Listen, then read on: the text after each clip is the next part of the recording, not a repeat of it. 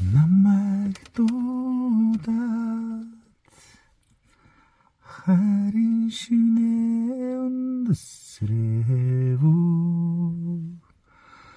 замбууланд учрахгүй байх аргагүй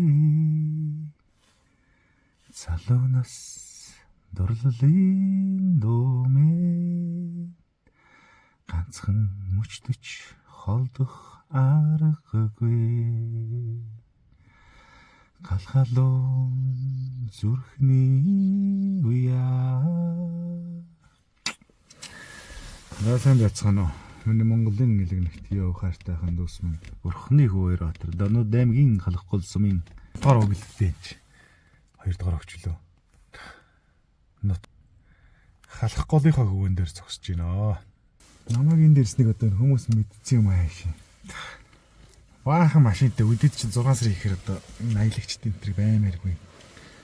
Дор мор гэсэн доо муу гэсэн номертой машинууд ингээл ойр хавьд ирж зогсоол.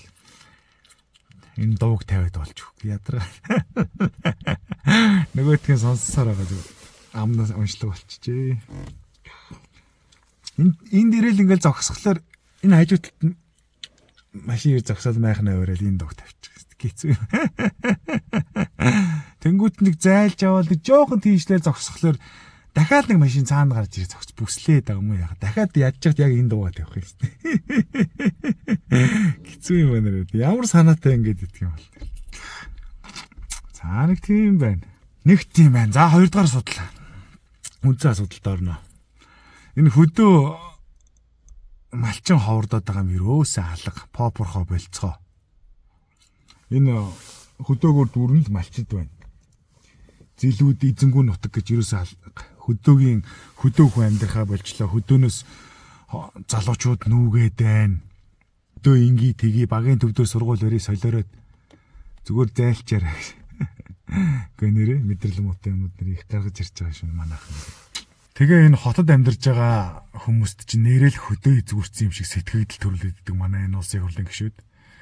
За энэ хөдөө зүгээр сайхан ингээд амьдарч байгаа. Энэ хөдөөний хүмүүс баян таргаа сайхан л амьдарч штэ.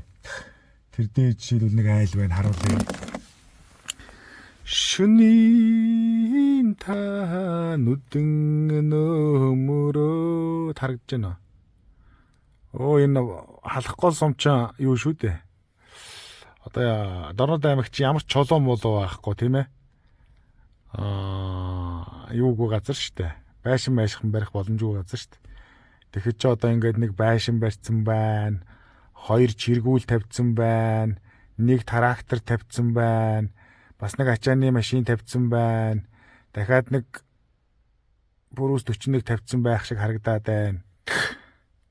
Тансаг л амьдарч штэ.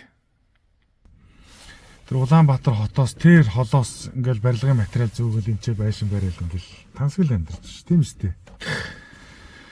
Нэг хон одоо 600 мянга хүрчлээ, ноолуур 200 мянга хүрчлээ ганц хил ноолуур. Гүн хөдөө ядар зүдрээд байгаа хүн ерөөсөө алга. Тэр малчтыг юу яа нэгэн даатгалын чөлөөлий. Ичтэд ингээ худаг гаргаж өгье. Худаг гаргаадах ямар шаардлага алга. Нэрэ тоглоомч юу. Нэг мянган ямаатай айл бол энэ зүгээр хар мянга байна.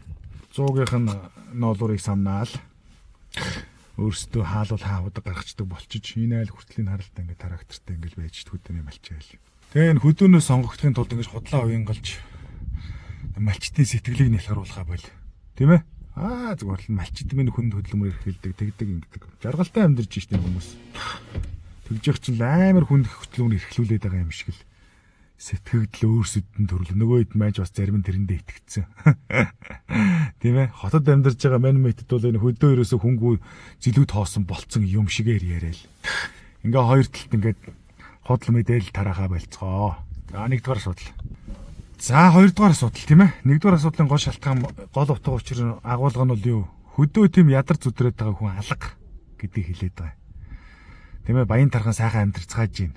Тийм ээ? Идэх болтой унах унаатай өмс хөвцтэй гэдгийг хэлээд байгаа. За 2 дугаар асуудал. Энэ хөдөө орон нутагт хүн тогтгоо болчлоо. Тийм ээ? Залуучууд хот руу нүгээд байна гэдэг юм. Ерөөсөө тийм юм байхгүй. Эрт дээр үесээ заяо. Энэ уртлын говьоос хойтлын Сибирь хүртэл Хянганы нуруунаас Алтай нуруу хүртэл ерөөсөө 800 мянган хүн амьдардаг байсан. Анханасаа. Яагаад гэвэл 800 мянган хүн амьдрахал мал энчээ тэжих боломжтой. Ойлгосноо? Анханасаа л 30-40 сая мал энчээ багтдаг. Тэгэл тэр 30-40 сая мал нь 800 мянган хүнийг л тэжээж хүрдэг. За тэгээд малын толгой өсөөд ирэх юм бол яах нь вэ? Мал нь энэ дотроо багтгаа болчихно. Тэгэнгүүт хоорондоо хэрэлдэнэ, муудалцсан. За тэгээ зодтолтно. За нөгөөт зодоон цаашаа үргэлжлээд Овг аймгийн тэмцэл болно. За тэгээ байлдана. Байлдаад ялагдсан нь Алтай нурууд авч цугтаана. Ерөөсөө л манай монголчууд ийм зарчмаар ажиллаж амьдарч ирсэн хэдэн мянган жил. Манай энэ Монголын газар нутагч ерөөсөө 800 мянгаас дээш хүнийг багтааж исэн, шингээж исэн түүх байхгүй. Тэгээ яах вэ, нэг 100 мянган цэрэг гаргана. Тэргээрээ ийш тийш явж байлдана. Ингийн штэ манай Монголын түүх бол. Монгол Чингис хаан хамгийн дээдлээ 120 мянган цэрэг л гаргаж ирсэн штэ. 10 сая хүн ч амьдарч исэн бол яахлаараа 100 мянган цэрэг гаргадгийг. Тийм байхгүй штэ. 5 сая хүн амьдарч исэн бол яахлаараа 100 мянган цэрэг гаргадгийг. 2 сая хүн амьдарч исэн бол 100 мянган цэрэг гаргана гэж байхгүй штэ. Монголчууд ч бүгд анчин, гөрөөчин, алуурчин, талуурчин нөхдүүд байж байгаа штэ. Тийм биз дээ. 5 сая хүнээс 100 мянган цэрэг гаргаа байлд явна гэж байхгүй штэ. 500 мянгаыг гаргана штэ. Яагаад Чингис хаан 100 мянгаыг гаргаад ирсэн? Сая хүнтэй л байсан л байхгүй юу? Гэхдээ Чингис хааны үед чинь нэлээд томорцсон багтаа сая хүнтэй болчихж байгаа штэ. Түүнээс биш ерөөсөө анханасаа л Монголын газар нутаг дээр 800 мянган хүн л байсан. Тэгэл 800 мянгаас ихтэй тэрхлэр яах нь вэ? Нэг бол гадагшаа явж байлдахаас өөр арга байхгүй. Мөн үү? Алтай нурууд авж байлдана.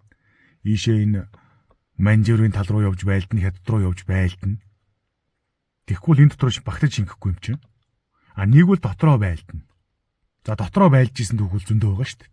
Хүн нөгөө үед 2 салж байлдаад тэр зүгтааж явсан нөхдүүд нь атайл энэ Алтай нурууд давж цаашаа байлдаж явж байгаа. Тэгээд тэндээс ч атайлаа хаан үсэж байгаа шүү дээ. За Жужаан Сямби түрэг мүрэг ялгаа байхгүй. Дандаа тийм байлдаан болж исэн. Их Монгол улсын үед чинь яагаад энэ монголчууд хоорондоо хүнжилдөө орох завгүй байлдаад исэн гэж бодож байна та нар. Цаг агаар айтайхан дулаараад өвс ногоо их ургаад ирсэн чинь яасан бах нь мал сүргэн өссөн чинь дагаад хүн ам нь өссөн. Тэгээ хүн ам нь өссөн чинь яасан хооронд багтгаа шингэхэ болоо. Тэгээ хоорондоо хүнжилдөө орох завгүй байлдсан шүү дээ. Түүнээс тэр өвөг дээдсэн өшөө хонзон юу ч байхгүй. Манжи үед яга монголчууд манжид эзлэгдсэн гэж бодож байна. Манжурын тал дээр чинь айгуу сайхан дулаахан болоод хүн мал өсөөд хүн ам нь ихсээд эсрэгээр энэ Монголын нутаг дээр хүүтрээд мал сүргэн цөөрөөд хүн ам нь цөөрөөд тэгээ энэ манжууд чинь монголчуудыг алдсан байна. Нөгөө 800 мянган хүнээс чинь 200 300 явчихгүй юу. Тэгээ 500 мянган хүнээс чинь 50 мянган явж байлдаад яах вэ? Яачдаггүй шүү дээ. Тэгээл манжийн даралт орсон шүү дээ. Түүнээс биш манай энэ түүхчтэй яриад байгаа шиг нэх тийм Нурхач Баатар Матрын хамглаа хаан өөрчин хинжлээ баахан аймаар суу тухантай тэнгэрийн хөвгүүд манжид төрөөд тэгээд Монголыг эзэлсэн юмрээс байхгүй шүү дээ. Зүгээр л энэ Монголын газар нутаг дээр байлдыг ихлэр юугүйл болцсон л хөнгүүл болцсон байхгүй да. Тэгэл яах вэ бууж өгөхөөс арга байхгүй. Эний чинь тогтооцсон шүү дээ. Энэ Чингис хааны үед манай энэ Монголын газар нутагч их дулаарч исэн юм байна. Ингээд бас цаг агаарч тэгдэв биш нэг 100-д ингэж хүүтэрж явж исэн. 100-д их дулаарч болоод ингээд бас хүний амьдрал чинь нэг гайгүй болоод нэг доошоо болоод ингээд ингэж циклээр явдаг үстэй. Энэ цахилгаан батарей элдэн ханган амны долгион молгоон ч гэсэн ялгаа байхгүй шүү дээ юм шүү дээ. Нэг ингээд явдаг үстэй. Яг л тэрнтэй хэлэх цаг агаарч бас том утгаараа тэгдэг юм байна шүү дээ. 100 жил хүүтрээл 100 жил дулаахаар ингээ яваад идэг. Манжи үед хүүтэнд дарцсан байгаа байхгүй. Нэг хэсэг ойрдууд ч амар хүчрхэгдсэн шүү дээ тий. Тэр чинь яасаглаар Алтай нурууны тэрээр дулаарцсан байгаа.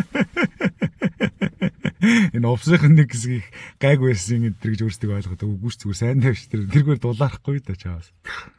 Алтай нурууны тэрээр чинь бас өмнө нэг дулаараад энэ түргүүд чинь тэр аваас хүчрхэгжээд алахгүй юу монголчуудаа.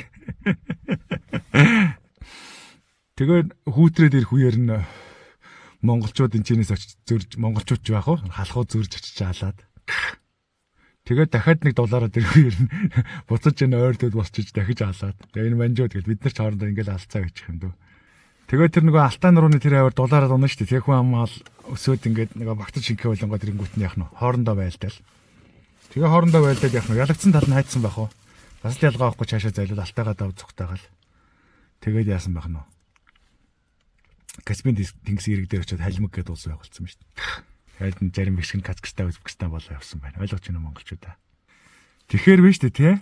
Энэ Монголын газар нутаг дээр ч ерөөсөө анханасаа л хэдэн зуун жил, хэдэн мянган жил 800 мянган хүн л амьдардаг байсан байхгүй юу?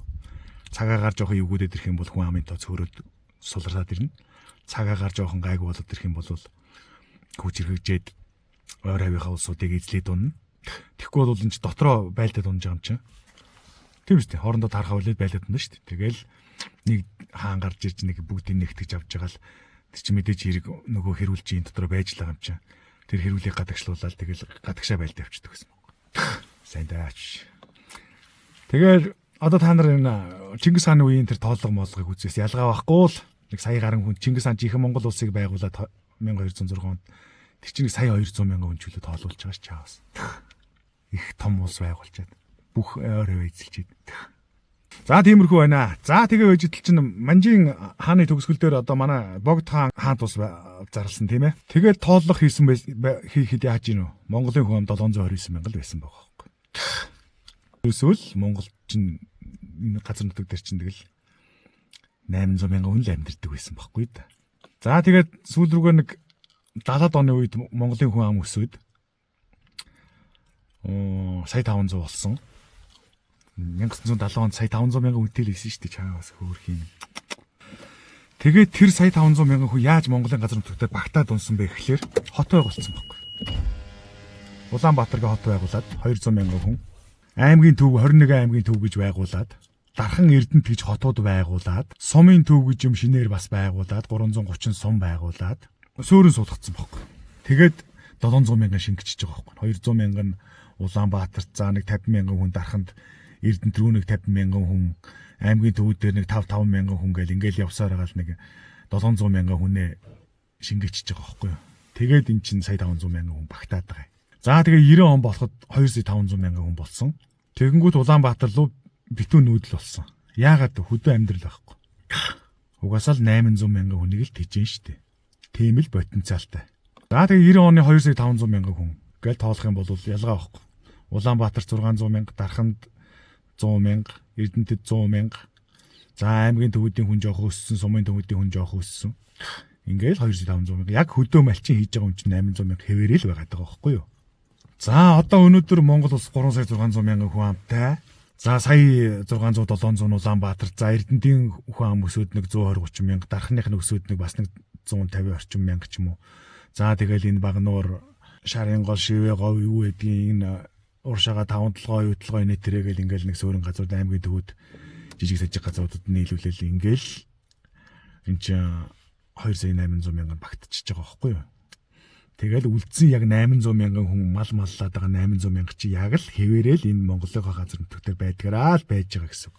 Малын тооч гэсэн ер нь нэг тийм өсөж мөсөд яасан байхгүй шүү дээ. Яг л хэвэндээ шахуул байж байгаа. Яг нэг сүүлийн үед 20 сая мал манай Монголын газар нутгаар чи нэг ер нь 30-40 сая мал багтдаг. 20 сая мал илүү өсгөж үржүүлээд за тэгээд одоо тэрнийхээ хар гайгаар битүү зүйжилт болж байгааг одоо бид нар бүгд мэдж байгаа тийм ээ.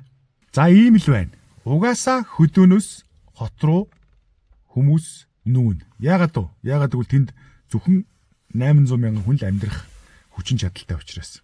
За ийм учраас манай энэ улс төр чи жоох юмаа мэдж ярина шүү. Хөдөө эзгүүрсэн юм ерөөсөө байхгүй шүү. Монголд бол одоо проблем гэх юм бол ерөөсөө за сумын төв дээр нэг хэсэг арх ууж байгаа нэг ажил хүн хэдэн нөхдүүд байна. Аймгийн төв дээр бас нэг аймгийн төвийн гэр ороолын нэг хэсэг нөхдүүд байна. Улаанбаатар хотод бас Улаанбаатарын гэр ороолын нэг хэсэг нөхдүүд байна. Энэ хэдийн амьдралыг яаж сайжруулах вэ гэдэг дээр л та нар гошгоруулдаг юм уу? Орилж чарладаг юм уу? Яад гэдгийг тэрнийг хийцгээ. А түүнээс биш энэ малчтыг зүгээр ингээд орхиотох. Хөдөг зүгээр ингээд орхиотох. За өнөөдөр ихэд би одоо Starlink байхгүй л байна. Энэ хойдлын энэ айл Starlink-тэй байх жишээний. Чи ингээл лаг л амьдарч байгаа юм чинь. Бурхны хүү Starlink-гүй сүлжээгүй ингээд явж явах чинь эднийх ингээл сүлжээтэй л байж л шүү дээ. За ингээд бичлэгээ дуусгахгүй нь Facebook руу орохоо болчихдээ. Баярлалаа. Баяртай. Юмаа мэдчих ярьцгаана овшнуу да.